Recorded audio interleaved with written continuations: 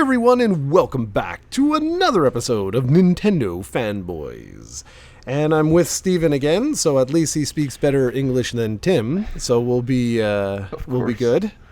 That was hilarious. Honestly, it was absolutely hilarious talking to Tim, and he's like, the Eltherthrolf.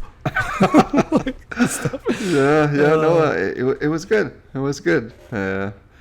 I thought Tim did well for someone who clearly doesn't know what he's talking about half the time, but he did well.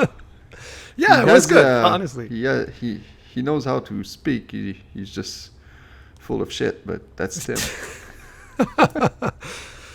So today is going to be actually kind of interesting. We have a couple of things that both of us want to talk about, but I really want to start with what you wanted to talk about, because I think this is going to be fascinating, like absolutely fascinating to hear your thoughts on what is considered to be a classic video game.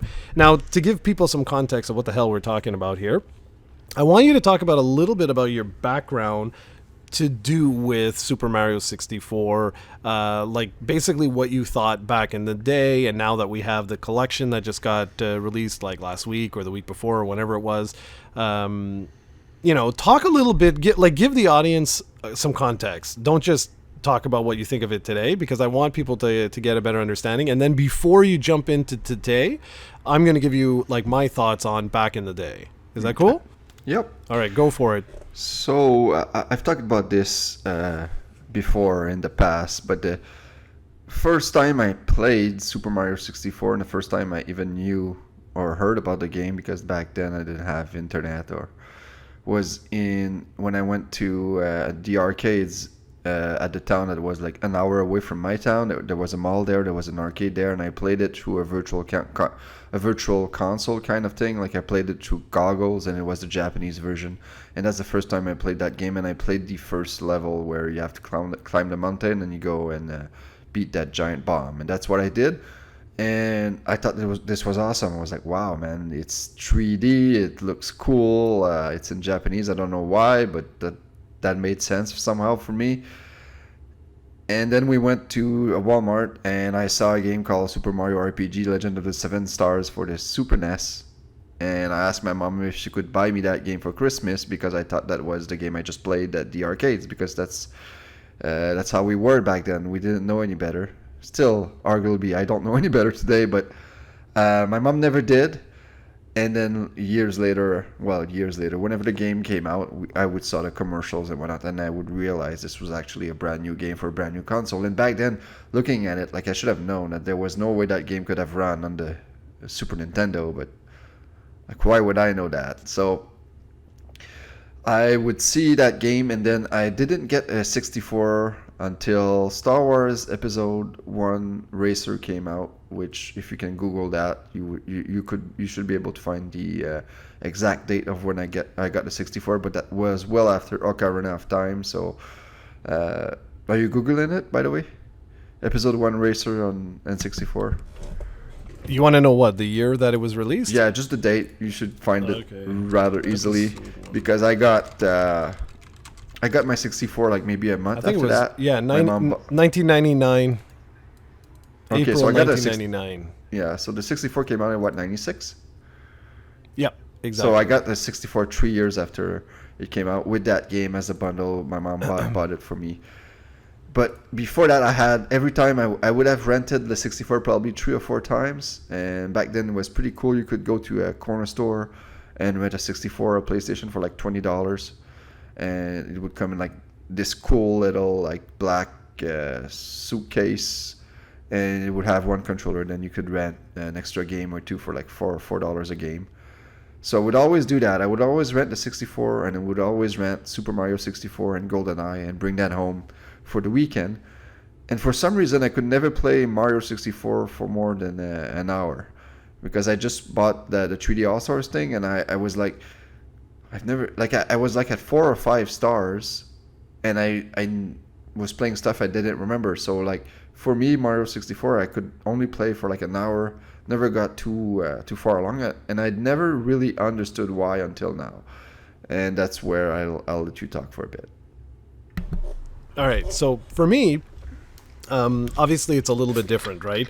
Like Nintendo 64 was one of those consoles that I had day and date with release.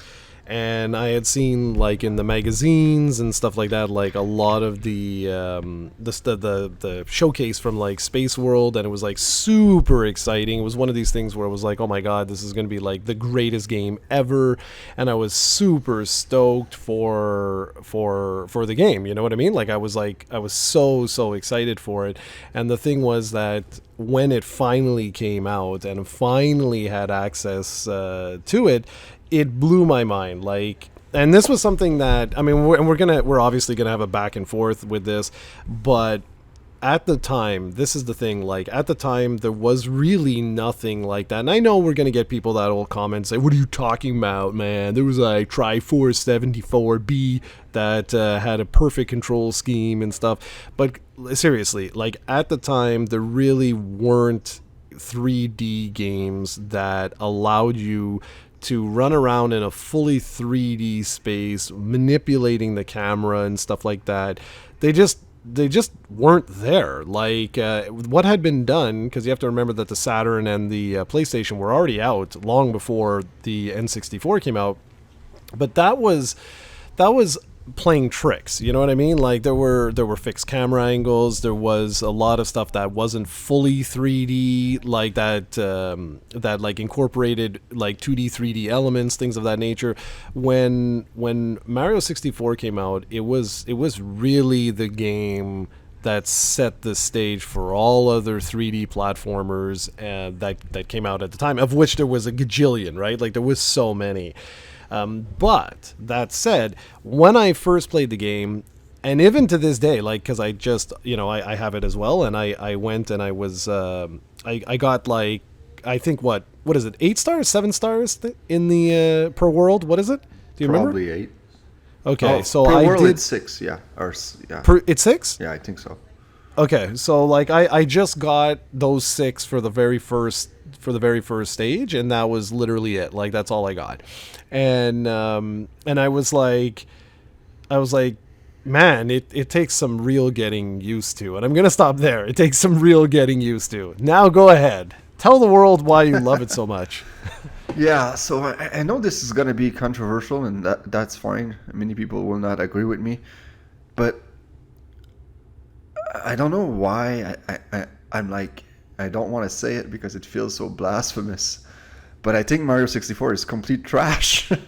And that's like, and obviously, like, as I said it, I think it's a bit exaggerated. I can see some of the merits, but for me, a platformer needs near perfect controls for me to enjoy it. And Super Mario World, which was the precursor to this, had perfect controls, and that's why it's one of the greatest games ever, probably my favorite game of all time, besides Link to the Past, because it was perfect. Everything about it was perfect. The controls were perfect. You never fought the controls. And in Mario 64, and I know that there's some people out there, I've seen crazy playthroughs that are just ridiculous at this game, so I guess the classic get good argument might apply here, but it's like, I just don't get it. Like, I'm so frustrating with this game because I'm always fighting the camera. And there are some levels, like the first level is not that bad. The bomb level, whatever the bomb painting I think it is not that bad because there's not that many like leap of fates that you have to take. You can get it pretty easily, and there are still some frustrating moments that are caused by the camera because the camera is not.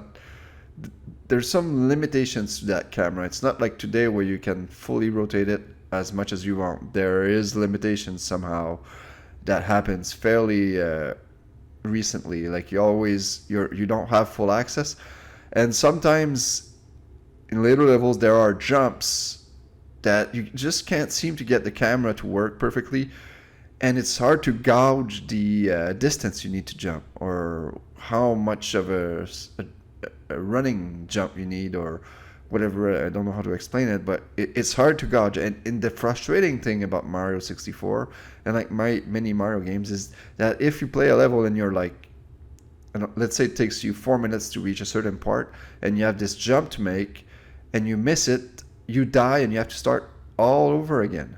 And this is a very bad design choice in my mind. And this is something that still is in the new Super Mario Brothers series today. Like when you, one of the reasons why I explained before that my son has less trouble playing Super Meat Boy than he does with new Super Mario Brothers 2 on his 3DS or his 2DS rather, because when he plays a level in new Super Mario Brothers 2 in a castle, let's say, and he dies, he gets booted out of the castle.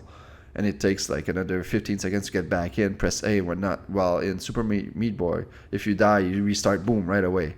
So there's stuff like that, especially when some of the later 3D levels in Mario 64 are much longer and much harder. And then you're finding the controls, and then you make a jump that you would probably make if you took it 10 times, like let's say 6 or 7 times. But it's not really a difficult jump, it's just that the camera angle really makes it difficult to see what direction you're actually leaping to.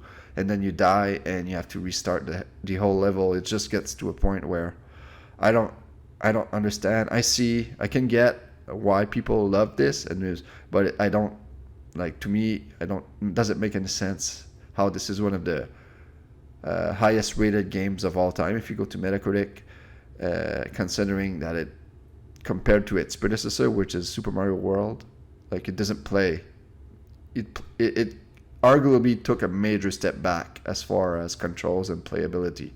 And I understand that it's, for its time, was probably the best option you had for 2D platformers, and by far, that still doesn't make it as a good excuse for me. It still shouldn't have gotten that pass it did back then, and it's arguably, like, it got a pass from everyone because this was praised by everyone. This was not like something that had mixed reviews.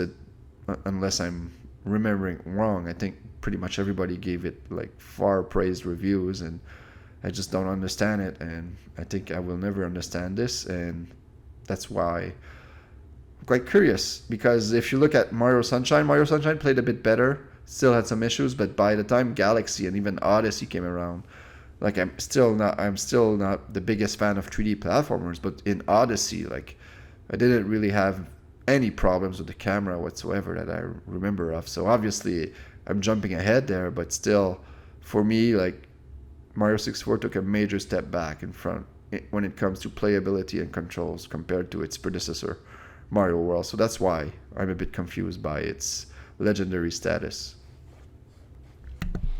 I think personally what it is that, and I don't know if anyone would actually argue with you over like comparing just gameplay to gameplay, right? Like in terms of precision jumping and stuff like that. I don't think anyone, I would be surprised if people like straight up argued with you. I think what it is in all the things that you said, it took a major step back. I think that's absolutely accurate. I think it's just that because it took such a major step forward in terms of three-dimensional game design, I think that's why it got the pass. Is that, like, no one was used to taking a character in a three-dimensional space and having it jump on a three-dimensional platform. And I think it's that simple. Truly, I think it's that simple. I think it's just that simple.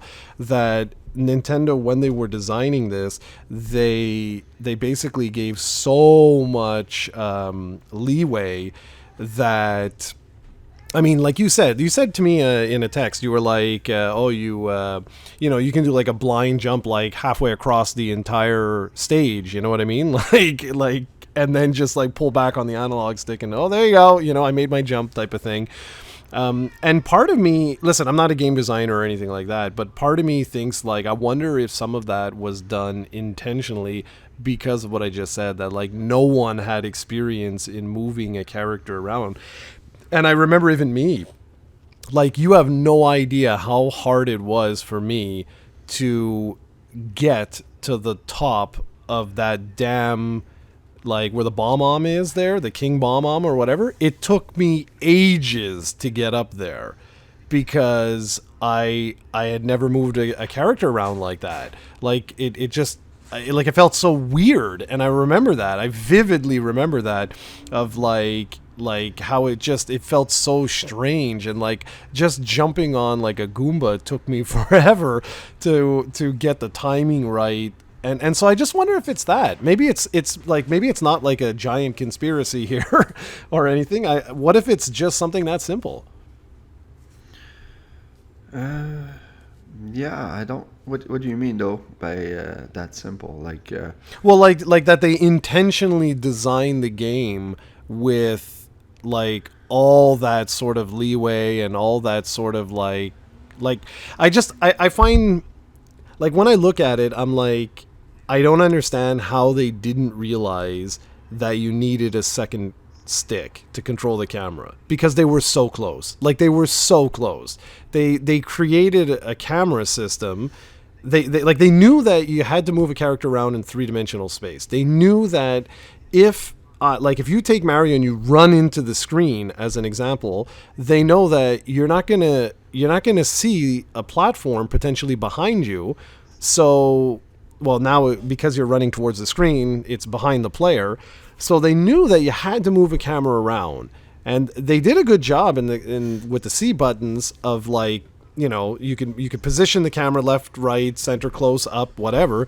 But I just can't believe that no one in the development team came up and said, "Hey, like, wouldn't this control better if we could move the camera seamlessly instead of it being positional," as what they did. And I just wonder if the same sort of design choices were done with the way some of the platforming is done, because like some of the game is ultra forgiving, and then other is the exact opposite, where it's like brutally hard to figure out where you're going. So I'm just wondering if like some of that stuff was just done intentionally. That's all I mean. Okay. Is like, that's it.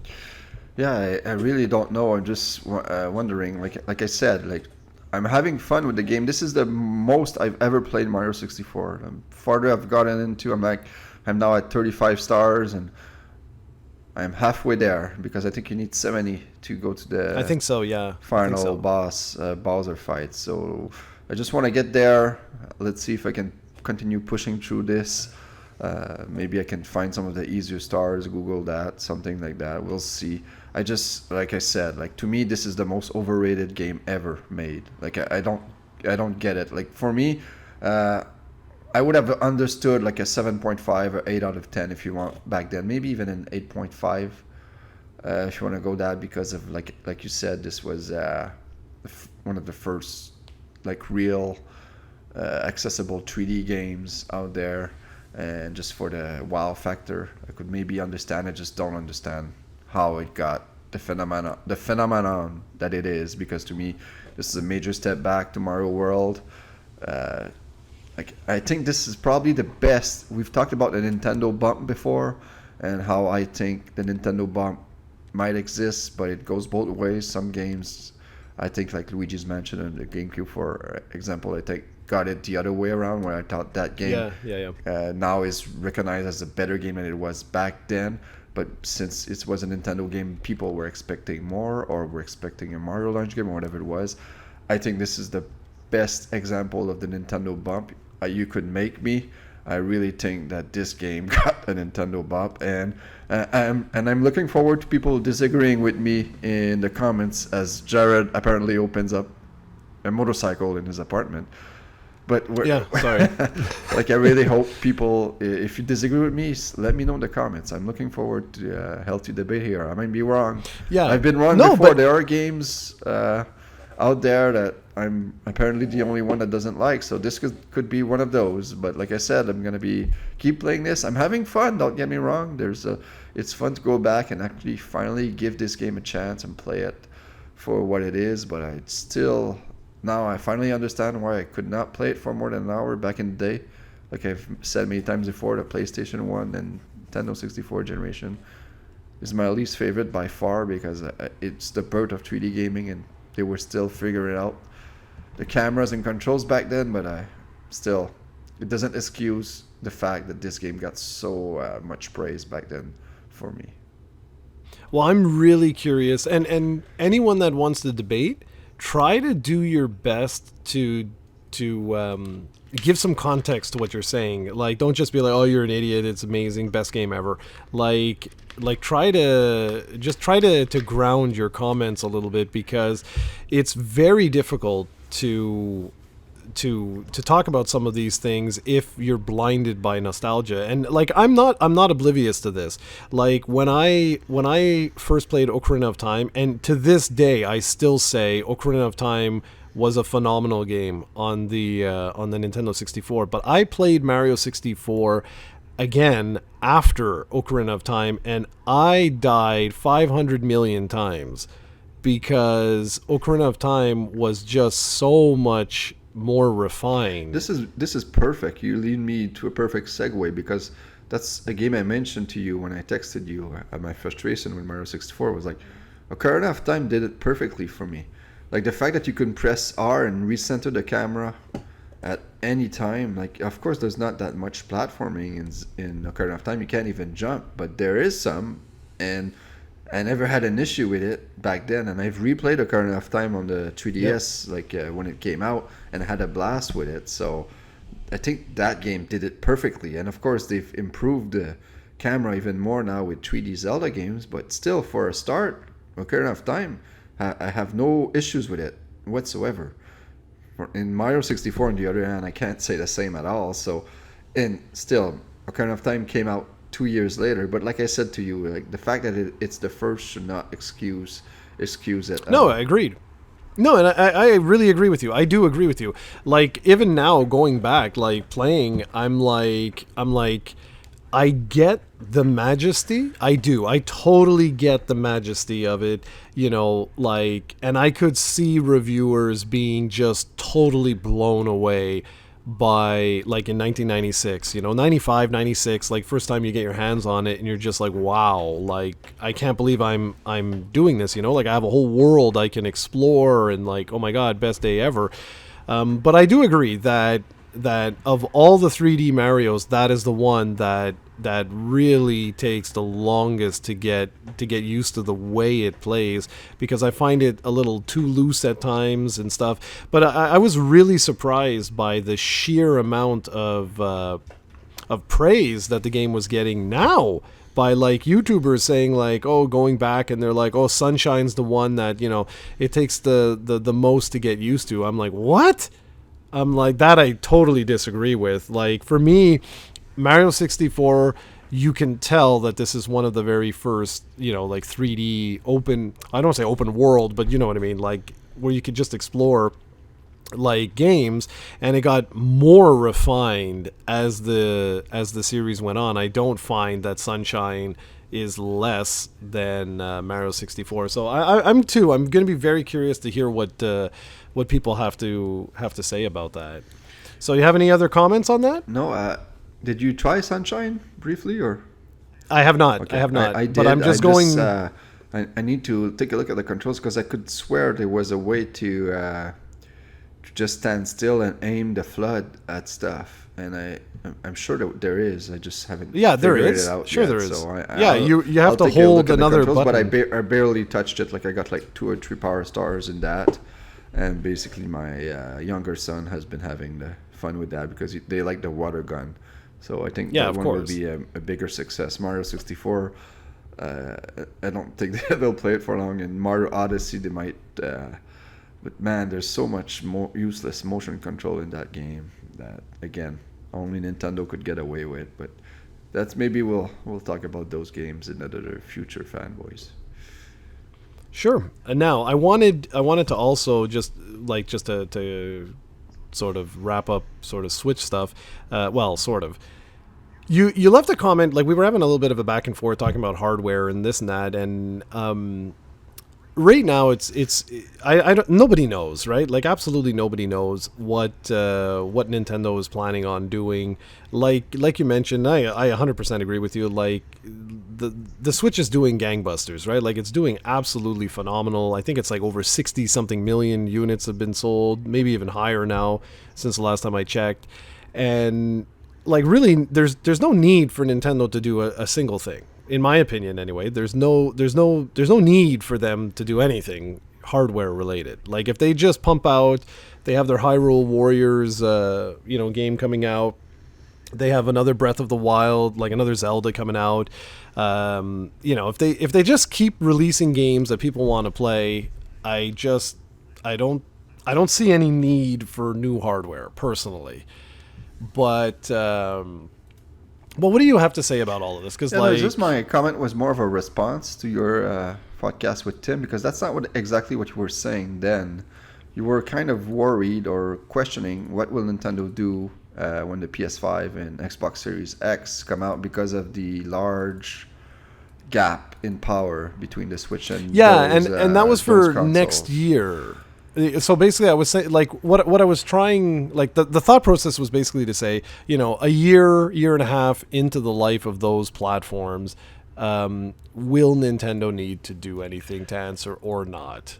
Because that's basically my response was basically the Switch is already massively underpowered compared to the PS4 and Xbox One, and you haven't really seen an issue there because third-party games are rather unexisting in the sense that we're not getting like the AAA games that PS4 and Xbox One are getting in, like with very, very few rare exceptions, like besides Doom and Doom Doom was a 360 game, so Doom Eternal we're gonna get eventually.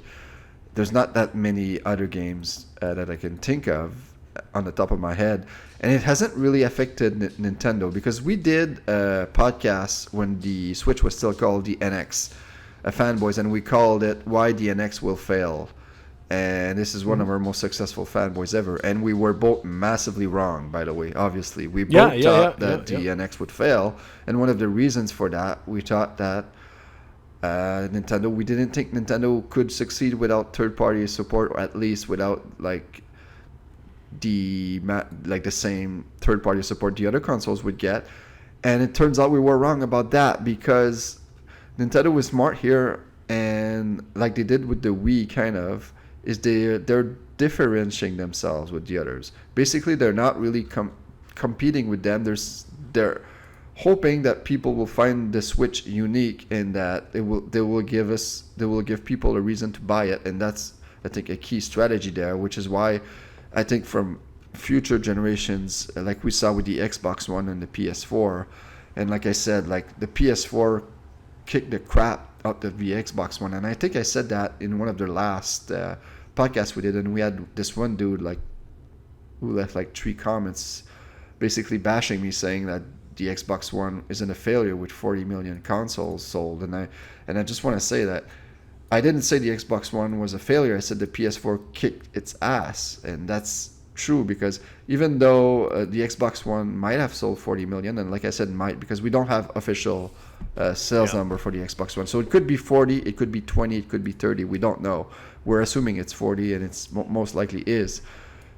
The PS5 is what, like a PS4 like has sold like what, 110, 120 million. It's on its base.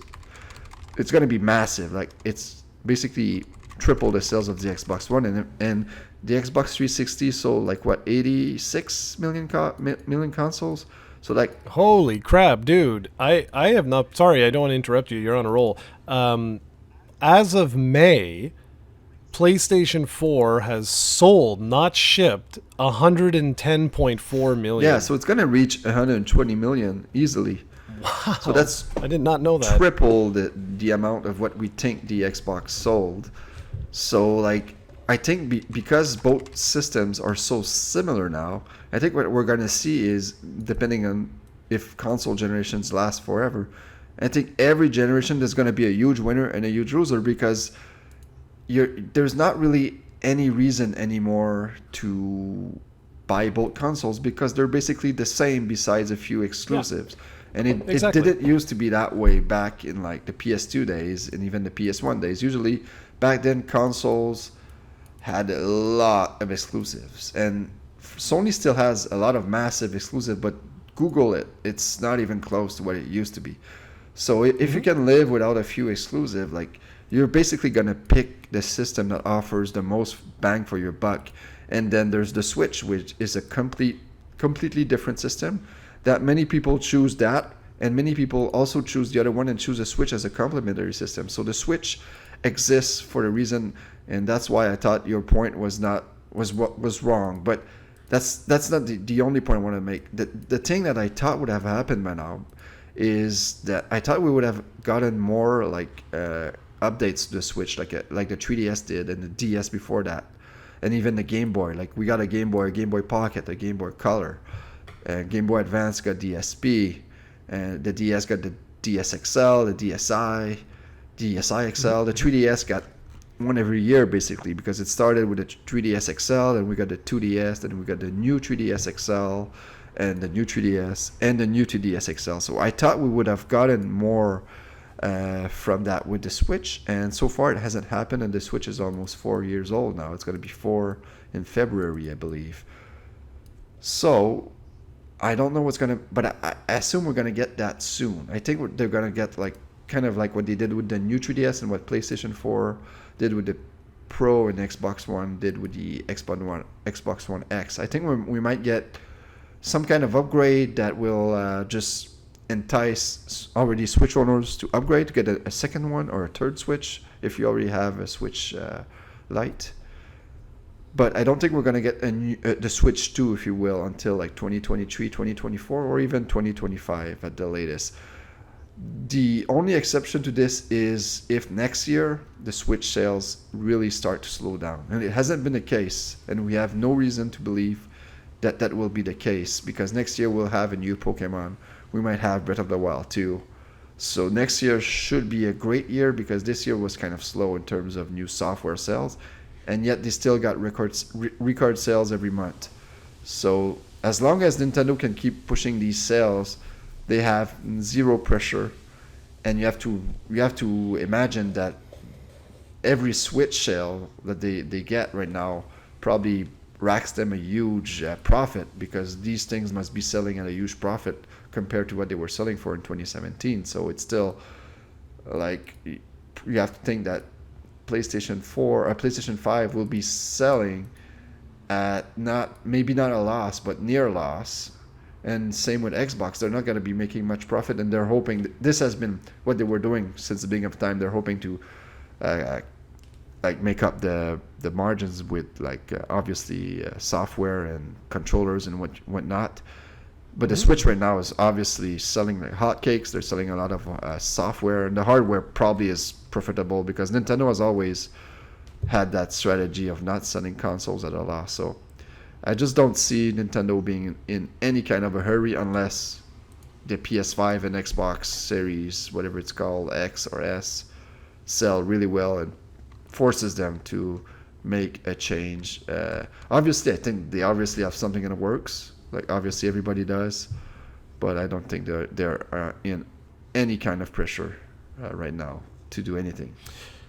Yeah, so you basically summed up exactly what like I'm thinking. So like that was what and if I failed to get that across, that's sorry. But like my thought is always like when new hardware comes out, you typically you gauge the market, right? See what happens, because that's what I just don't see Nintendo right now being in any hurry to change what is already working, because like there's so many different rumors of so many different things, and like if they suddenly said like, oh, we're gonna make like pro version of the Switch, but it's gonna have exclusive games and stuff like that, I can't see them doing that. I just cannot see them doing that. That would be very perplexing to me right now, given how smooth everything is, and why would you want to split your user base and stuff? But I 100% agree that like if say next holiday season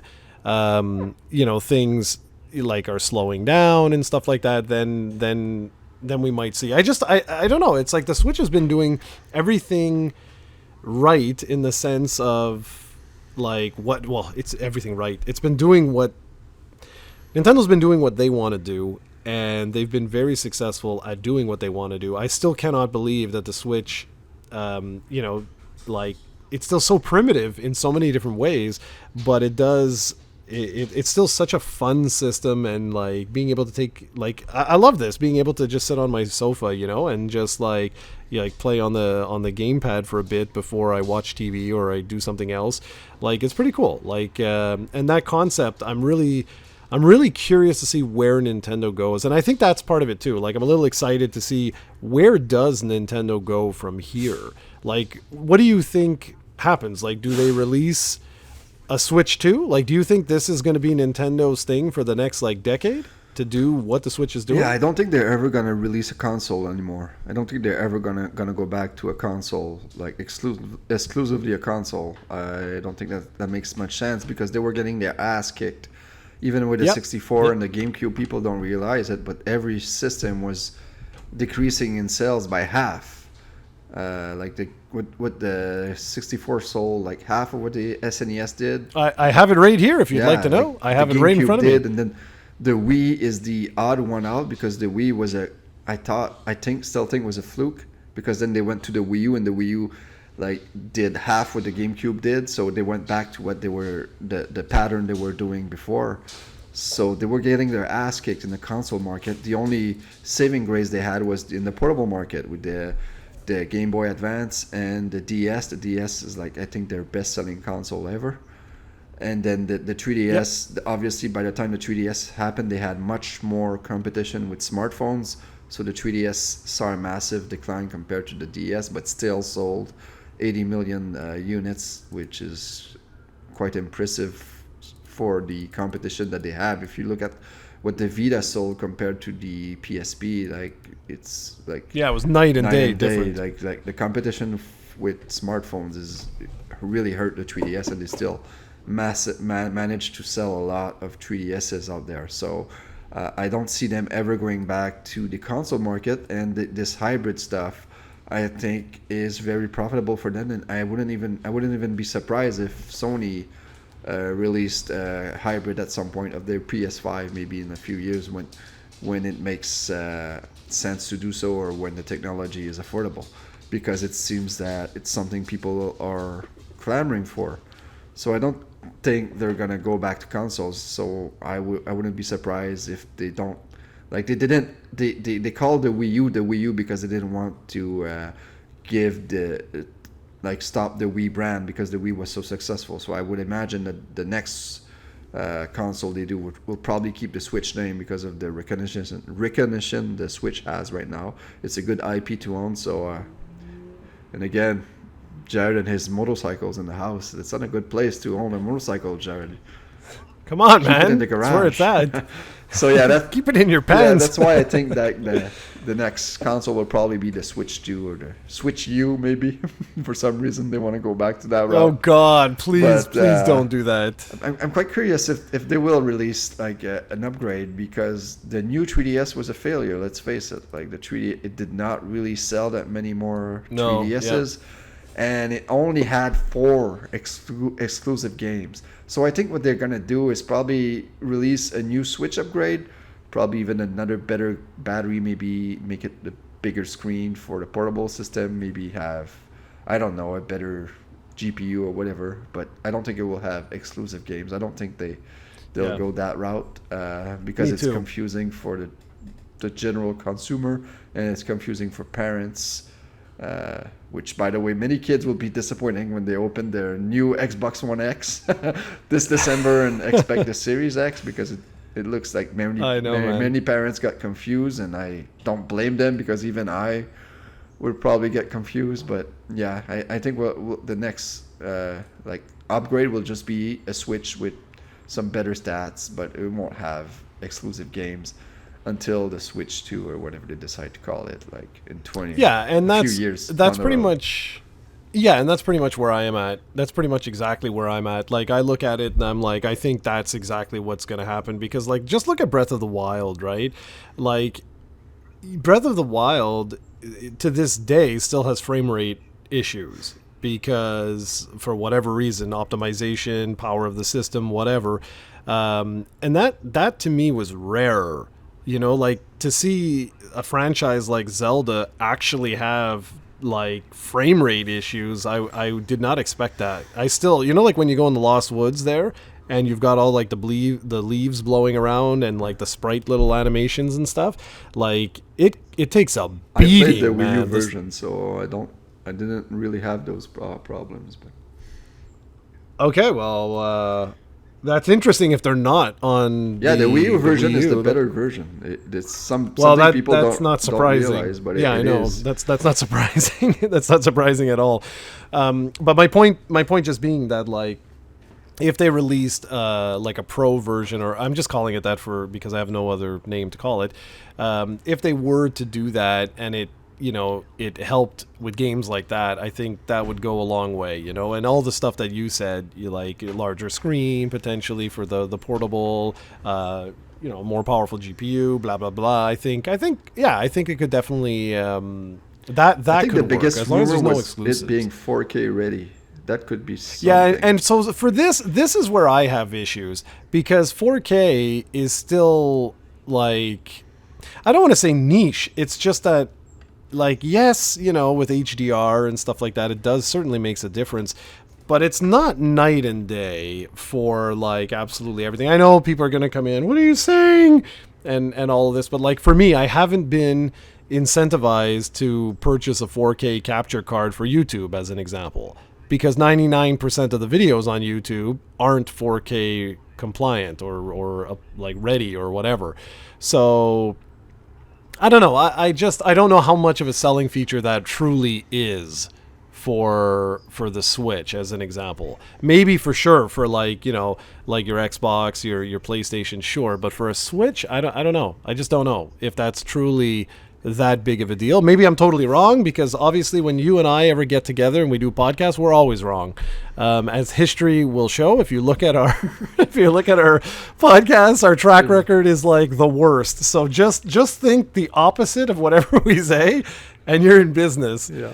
So I wanted to just go back to the hardware stuff, because I actually had the page open, just funny enough, while you were talking. I think for whatever reason, people, like, I don't know. It's like I find that people wear rose tinted glasses when they think of Nintendo, and they have so many powerful emotions or nostalgia with the system that they think it did way better than it did. And I'm talking all the way back to the NES. Like, people are like, oh, the NES crushed it, man. It dominated. Yes, it did. But it also only sold 62 million units. And I say only because, like, if you compare that to what some of the consoles are doing today, it's crazy. But I understand the market was a lot smaller back then. Yeah, but I it's think still, that's the key there. I know what you're saying, and you're right. Like, the PSP outsold the NES, but it's just back then, like, the market was dead. Like Nintendo had to market this as a toy, basically, in the beginning, because people were afraid of video games, because the Atari completely crashed the market. That's right. Here. But keep in mind something very important. Here, only here. Like, in Japan, they didn't have to worry about that, and people always forget this, but the Famicom came out in 1983 in Japan. It only came out here in 1985, 1986, depending on where you were. That's a like, oh my God, that's almost a generation later. Like, it's but anyways, the point just being that 62 million, but here's the key thing. It sold 500 million pieces of software. That is their largest, like, from what's on my screen right now, that's one of the largest, not the largest, but it's one of the largest install base that they have. That's an unbelievable amount of software for the amount of units sold. And when we go to the SNES, it wasn't quite half. It's 49 million. And these numbers are taken directly from Nintendo's financials. Like, it's their official thing. So Super Nintendo sold 49 million, and I'm rounding up to, like, the nearest digit, and it sold 379 million pieces of software. Now check this. Let's just forget about the software for now. Let's just do hardware, just to make it simple. So 62 down to 49. Not quite half there, but that's a jump down, right? Now, from 49 for the Super NES, as you call it, to the N64 was 33.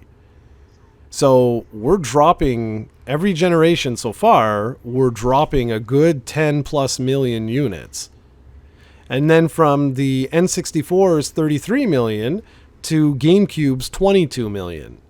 So we went from 62 million at the NES down to 22 million on the GameCube. Like that's very significant. And then with the Wii, and I'm leaving out portables because the portables were always super crazy. I mean, I'll give you the numbers if you want, but the Wii was 102 million. And if we go to the Wii U, it was 14 million. Again, rounding up to the nearest digit. So if I remove the Wii, what does that show you? Yeah, because it goes from 60 to 49 to 33 to 20 to 14. So you see the decline there. Okay. Exactly. Oh, there's somebody here. Wait. The professionalism continues. I'll be right back. So I will talk to myself. So I love. There's nothing like doing a podcast with Steven. We make fun of Tim, but Tim would never do this. So yeah, so basically what that's showing you, what that trend is showing you is a sheer decline in the user base for their hardware basically. And I think this I mean, a lot of people could argue that Wii U, what killed Wii U was its branding more than anything else. The fact that so many people thought it was an extension to the Wii, and we're like, well, why the hell am I going to buy like a new add-on for the Wii? That doesn't make any sense. I think they really didn't do themselves any favors whatsoever by doing that. And that's why, like, when Steven was saying about like a Switch something, I don't know if that's actually a great idea. Because they just have to make sure that they differentiate it completely.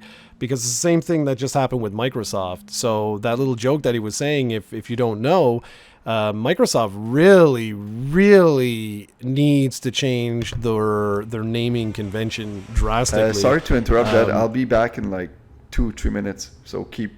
It's fine. Talking. Yeah, it's all good. I'll talk to myself. So basically Microsoft, right, they had their original Xbox, so the OG Xbox, then they had the Xbox 360, then they had the Xbox One, and that's where we're currently at. And then the problem was that they started to do iterations of the Xbox One. So you ended up with Xbox One X, like their Pro version, and then Xbox One S, which was still a pretty wicked system, just a smaller compact version of it. But why would you name your next gen system the exact same as your previous one, except swap out one and replace it with Series? And I honestly don't think this was a wise move. I truly, truly do not think this was a smart play, because I mean, look at the Amazon orders on the date of the Xbox Series X and Series S pre-orders. Sales of the Xbox One X skyrocketed by like, I think it was like, was it 727%? Something crazy like that. Like it just went like through the roof, the sales of the Xbox One X, and that doesn't make any sense. That's obviously not what these people were going for. That doesn't make any sense. Why would you do that now when those are at end of life? It doesn't make any sense. So I think Nintendo just needs to be a little bit careful in how they go about doing this, because if they do call it like Switch 2 could work, something like that, like a numerical like addition to the title, that could work, but I don't see Nintendo doing that. They've never done that in their past, so I don't see them doing that. Although they did with the 3DS as opposed to just the DS, but I don't know. We'll see. We'll have to wait and see about that to see what they're actually going to do. But I would be very surprised if they don't like completely change the like everything about their next gen system. I mean, yeah, I'm sure it's going to be a Switch in concept where you're going to go back and forth, because like Steven said, I don't see them ever making another dedicated console ever again. I think it's gonna hands down be something like this where you can go portable and not portable. And I wanted to have a little bit of a conversation about that, to say what are those development studios doing right now, because it's so strange. I find it unbelievably strange what is happening right now with Nintendo, and how their development studios don't seem to be working on anything. And it's very perplexing to me, because if you go back and you look at all the games that they developed for the Nintendo 3DS and the Wii U as an example, when they coexisted together, and you look and you're like, man, there were like so many different games that they were releasing, that were putting out. And I understand that the Switch is a huge success, so they don't need to put as much effort out there, but it still seems so bizarre to me that there's not like just tons of games, either like, tons of digital eShop games, or, the AAA releases, or what have you. I just find it very, very perplexing to me. Just to me, I find it very, very odd. Maybe I'm completely bonkers, but yeah, I find it odd that that there seems like they just vanished for some reason. So anyways, the last thing that I just wanted to sort of mention here and get people's thoughts of is the Xbox Game Pass. Now, I know, what does this have anything to do with Nintendo? Well, I'm wondering where the industry is going. And it seems like we have, like, at least it appears to me like we have three distinct sort of lines that are being drawn in the sand for where the industry is going, based on the three console manufacturers that exist today.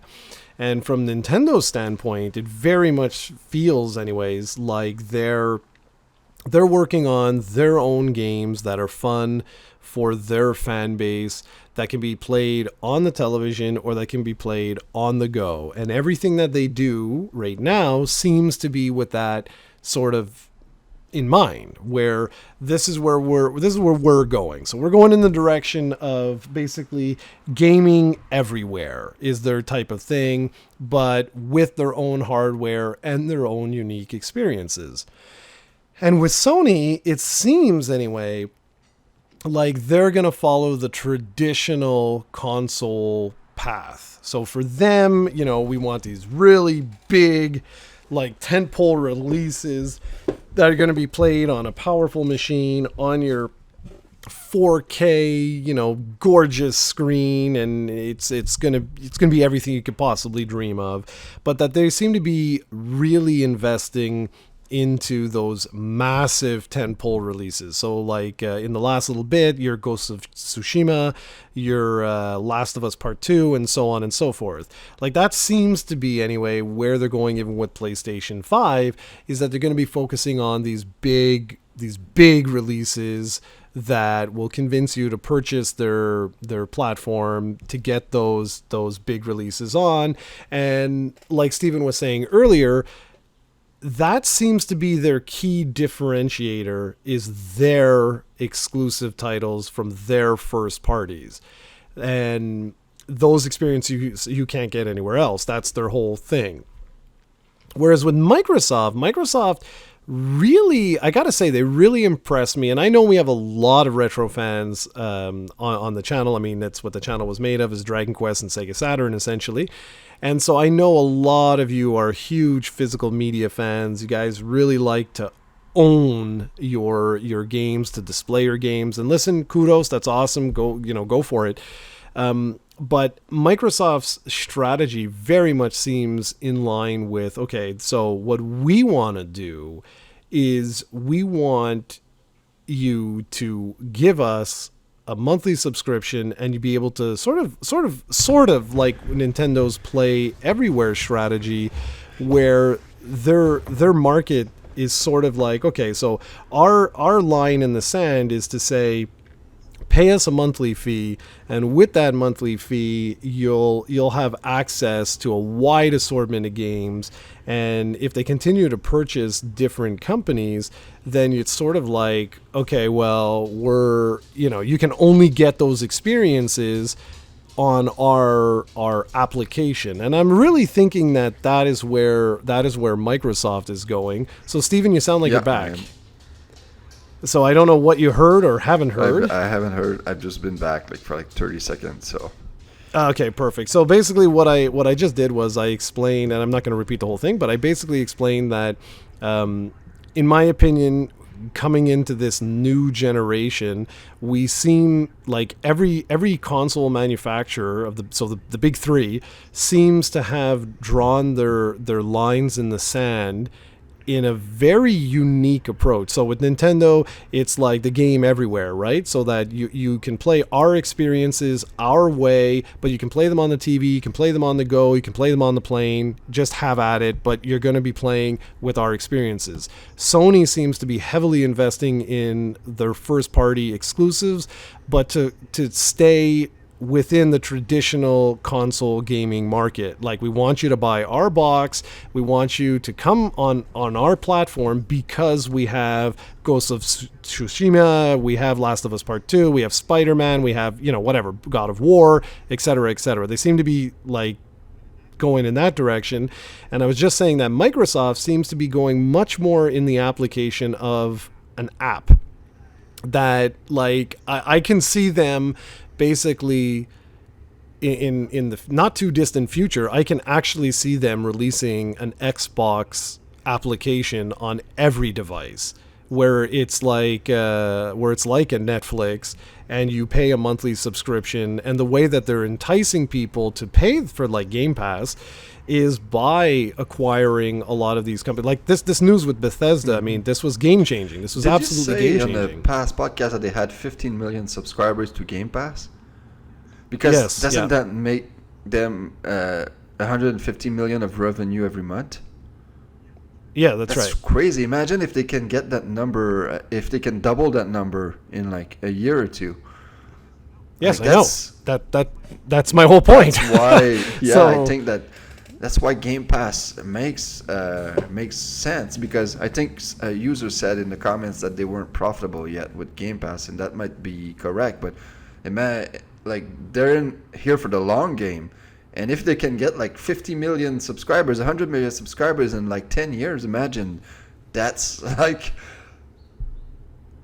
almost $1 billion in revenue every month. Can't do the math. Like I love million times 10, is that $1 billion? $1 billion, yes. That's insane. So I think they're onto something here. If they can, well, this is the point. Like, because Game Pass to me right now is almost unreal. Like, for like, I think it's $12 you told me Canadian a month. Like, the number of games you get, like, that's really appealing to me. I have 2 kids here. The oldest is really into video games. The youngest is starting to be more curious, but his brother at his age was already into video games, so I'm not sure if he's gonna be, and that's fine. But like, for me, getting an Xbox Series S or X with Game Pass, I could have this system and never actually buy a physical game ever, and just have access to hundreds of games every month. And basically, I just can imagine my kids never being bored, and me finally being able to play some games like Gears of War and Halo 5 that I haven't played. I have never played those. I used to be such a massive Halo and Gears fans, and I haven't played them in years. So it's just something that I'm really considering, because obviously the PlayStation 5 has games that I'm more looking forward to, especially if they keep the Last of Us series going. If they will, I don't know. But besides that, and now that I think about it, it's basically the only game I would want to play that would make me want to play the PS5. So yeah, I think the Xbox Series S or X is really something I'm going to be considering in the future, because there's so much that they offer for a family that it's ridiculous to me. Because you don't need, I don't need to buy games for it. And now with the internet that I have now, I can actually download stuff and not take it like a month for me to get the game. So yeah, I'm looking forward to that. Like I wouldn't be surprised if I get back to having an Xbox next gen, because as you know, I traded my Xbox One away to EB Games like 3 years ago, I believe. So this might be me coming back to them. Yeah, man, and so what I was just saying before you got back was just to say, like, personally, I find that the lines are being drawn in the sand, and we have three very different approaches to the future of gaming that are starting to materialize right now, and I think it's going to be really, really interesting to see what happens in the next months and years as we move forward. But yeah, I'm right there with you. I mean, I actually subscribed to Xbox Game Pass without an Xbox One. And I did it because when you can look, right? Before you join, you can look and see like what games are available and stuff like that. And I already have an Xbox One controller because my Xbox 360 controller died for PC. And so I was looking and I was like, well, why not? You know what I mean? Like when I started to look at the games and I was like, like you got stuff like Resident Evil 7 is on there. And I was like, what? I'm like, how is Resident Evil 7 on there? Like, that's not made by Microsoft. Like, what the hell? And then you look and you're like, you've got Destiny 2. Dragon Quest 11 is on there, you said? Yes, exactly. Like Dragon Quest 11 is coming. Well, it's not even out yet, but they have the pre-order page is up there. And Your Night in the Woods is on there. They've got like a bunch of, I think they got all of the Halo games. I don't quote me, guys. But seriously, I really think like you've convinced me. I think I'm gonna get an Xbox. I'm not sure if I'm gonna get it by year's end there, but the only question is, well, do I get a Series S or a Series X? That's the only question I have right now, because I'm not sure what I should get. I'm not sure, but because for me, I don't know technology, as you guys put it in your last podcast. So if all the games will forever work on the S, and there's not that much difference, like $200 cheaper sounds perfect for me, especially with the monthly price. But maybe it's not. It's an ill-advised decision. So that's probably my biggest debate right now. But I think eventually I will get the Xbox Series, because... Well, for me, the thing that's like I'm the most interested in, like when I started to go through here and look at different things, I mean, like Rage 2 and stuff, I'm like, this is nuts. But what really did it was when I looked at games that you and I have enjoyed for years, like years. We never played Gears 4 or 5. Yeah. But we could, we could. And I was like, damn, man. And like the new Halo, like we could go through, and there's nothing stopping you and I from just going and playing Halo 4 and 5 there if has you want been, though, to. the last Halo I played, I believe, was 4, and I thought that there's been kind of like a decline in the campaigns. Like, I'm sure the multiplayer is still great, but I'm not really into multiplayer anymore that much, but I used to be. But the campaign itself, because I was thinking...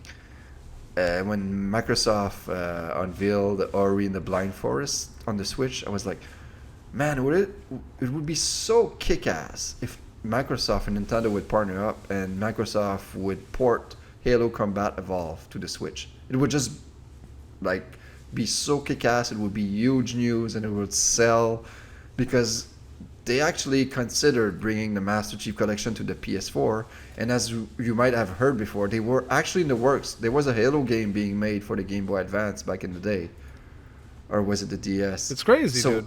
Microsoft is obviously open to the idea, and Combat Evolve, it's such a great game.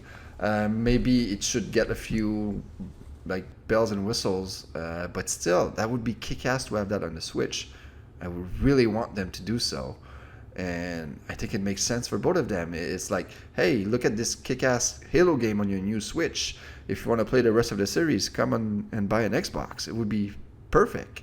And like, I'm sure some people would buy a Switch for that game, and would sell tons of software, with Nintendo like getting like 30% of the cut of that. would make sense for both parties, I believe. So I would love to have a Halo Combat Evolve, which is arguably the best campaign in Halo. Maybe Halo Reach could make the argument, but the first one was awesome, man. I would love to have that on the Switch. Yeah, man, and I don't know. I'm just thinking like ever since I've been like messing around with Game Pass, I've been playing Hellblade, and I'm loving it. I really loving it, and I'm looking and I'm like, what is there to stop them from releasing that on the Switch, as an example, where it's just an application, the Xbox Game Pass on Switch, because the truth is the money is not in the machine. That's obsolete thinking. You know what I mean? Like, the money is not in the hardware. The money is in the software. And if they can get 100 million subscribers or 200 million subscribers, like you said, you're talking serious money here. Like, serious money. And the more I'm looking at PlayStation 5 and Xbox One, even I did it, Xbox Series, and that's what I'm calling it because it's so stupid, the name. The more I'm looking at it, the more I'm just like, Sony's value proposition is really in its exclusives and only its exclusives anymore. And how long will that last? You know what I mean? Because it's like, if I buy that box, I buy that PlayStation 5, yeah, I'm going to get access to Spider-Man, I'm going to get access to Last of Us, your Uncharted's and stuff like that. And those are great games. Don't get me wrong, they're fantastic. But now I've got Steven's kids, as an example, thrown into the mix. So now I've got little Bobby and Timmy there that are looking for, like, oh, I want to play the new. Well, it's not a great example for kids, but I was gonna say the new, like, Doom, and all of a sudden it's like, okay, well, normally Steven would have to pay, like $69.99 for those games, or he could just pay, $12 a month for the console only version of Game Pass, and he has it the same day as his friend, who has to wait, well, not the same day as his friend, but like his friend has to wait all the way to Christmas or whatever to get that game as a gift, whereas all of a sudden, like, Steven's kids no longer are going to ask for video games for gifts because they're available day and date for a monthly fee. Like, this really changes things. It's also with kids, like, it's really difficult to know what they're going to be into when it comes to video games, because I've bought games that I thought for sure Elliot was going to be like a huge fan of, and he played them for like 30 seconds and was like back to Rocket League or back to Mario Maker for some reason. So imagine spending $80 on games and them not liking them when you can spend like $10 a month, and they have a variety, a huge library. That's it. Exactly. They're going to find at least one game in there that they're gonna love. So yeah, it's a huge value for, especially for families, I think, that many people will consider, especially when you look at the price of the Series S. Like, that's not a huge risk, man. If you want to invest in a brand new console, get it $300. Yep. Like, that's pretty enticing. I know, and one last thing I'll mention on this is just that, like, a lot of these games are also what is classified as play anywhere. So I've been learning a lot more. Like, I've been out of Xbox for, like, since both Steven and I basically walked away from the brand. So that was, like you said, 3-4 years ago, whatever it was now. So I'm totally out of it, right? Like, I have no idea how anything works, basically. So I'm learning, like relearning anyways, some of this stuff. And this Xbox, like, play anywhere thing is unbelievable to me. To me, it's just unbelievable. So I pay $16 a month in order to get access to Ultimate Game Pass. That includes Xbox Live, Games with Gold. It includes PC and Xbox and Android support for Game Pass. And here we go. So Steven picks up an Xbox, I keep saying one, sorry about this, but an Xbox Series S. Good value. It does what he wants to do. He doesn't have a 17K screen and all his, like, doesn't need the bells and whistles of everything. And and decides like, okay, I'm going to play, and I'm making all of this up, of course, I'm going to play Gears 6. So Gears 6 comes out day and date, boom, it's available on Game Pass, loads it up. Meanwhile, I'm on my PC playing it in Omega K resolution, 1200 million frames per second on my $50,000 PC, and we're playing together, communicating over Xbox Live. That's unbelievable to me. Like that's unbelievable. And then I decide, you know what, my back's a little sore in the computer chair, just gonna, Steven, give me a sec, I'm just gonna walk over to the couch, go to the couch, boot up my console's up, and here we go, we're right back where we left off. The fact that this is actually possible blows my mind, and like that it's so seamless and so easy to do. I'm telling you, I have a feeling that this coming generation, I'm going to be right back to being an Xbox fan again. I can just see it because the value is there. And it's going to be cool, man. Yeah, no, that's true. That's awesome. We're going to have to start an Xbox Fanboyz podcast next. Well, we'll always have Nintendo. All right, man. So that's pretty much everything I wanted to cover today. So you want to say any closing remarks or anything? No, that's fine. I think we did a good job. We were again worried about the length of this, but we did fine. So I hope you guys enjoyed, and we'll see you next time. Yeah, exactly. I'm going to go hop on my Harley and take off. All right, guys. Take care. Have a good one.